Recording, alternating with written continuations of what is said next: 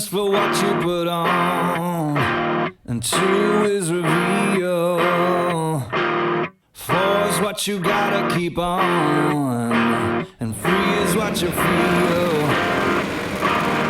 Take what you wanna tear off, and walk when you wanna walk off.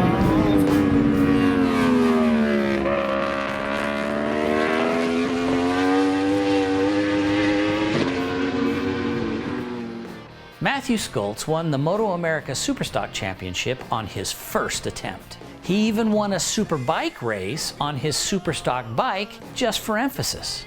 He's now in his 2nd year racing full-time in the MotoAmerica Motul Superbike Championship.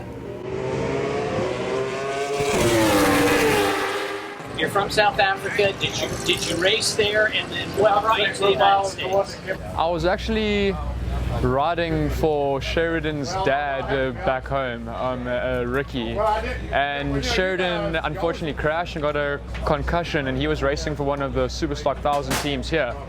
Obviously they just naturally asked me to fill in for Sheridan, and then I came and did two rounds here for one of the other Yamaha teams, and then that was that, and then I started riding for the Westby team at the end of 2016 and been here ever since.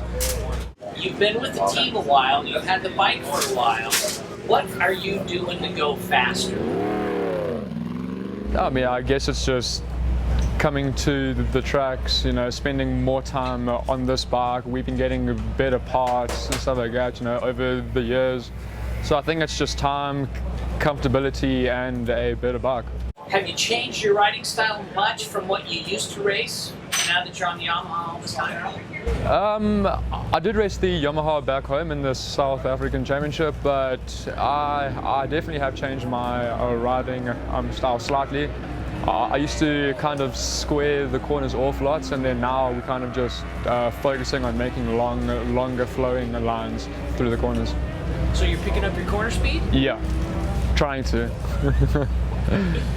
Turn 6 here is a fast turn, and it's got that dip in it. How do you deal with that dip at the apex of 6?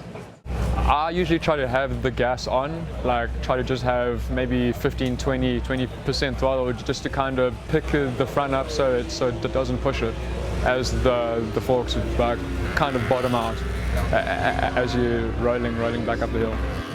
So there's no trail braking into that dip? Not for me, no, but I mean, the other guys have different, styles of taking corners, but not for me, no. If the dip wasn't there, would you hold the brake on longer? I wouldn't say so, no, because that's the corner that kind of sends you uphill towards the corkscrew. So you definitely want to be carrying out as much speed as you can. Okay, there's a yellow square at that kind of in the apex of all the corners. You see that? Yeah. You have a yellow square. Is that really the apex of all the corners? Somewhat, and I mean, but some guys have later apexes, some guys tip in, earlier than what other guys do. So I think it's all just how you ride, really.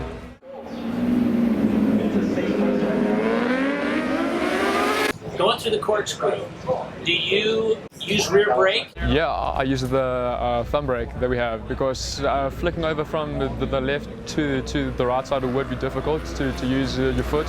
And luckily we've been set up with the thumb brake, so that I think that's actually one of the good points for me. Were you always using a rear brake, or have you come to use the rear brake more since you've been racing here? Riding like 125s and 600s and stuff, I never really used it, but obviously moving on to the Superbike, it's got so much power, you kind of have to use it coming out of most of the corners. Oh, so coming out of the corners, you apply brake? Yes, yeah. Or you just wheelie, and you're wasting time and you're not driving forward. So it's kind of just to help so that it doesn't pick up the front so much. Corner entry, do you use it to help with the engine braking, or do you just let the engine braking? Yeah, just let the engine braking work and just try to modulate the front brake, and just get a lot of front end feel. All right, hey, thank you so much, man. No worries, man.